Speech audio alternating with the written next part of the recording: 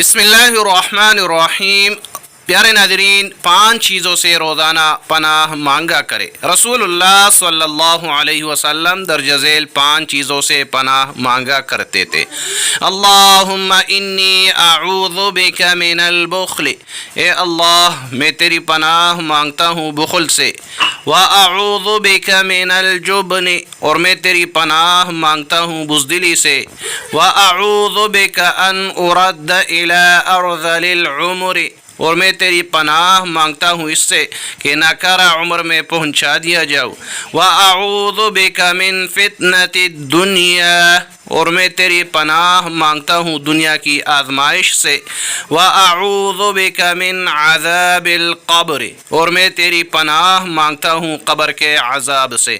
اللہ تبارک و تعالی ہمیں پڑھنے اور عمل کرنے کی توفیق عطا فرمائے، آمین ثم آمین۔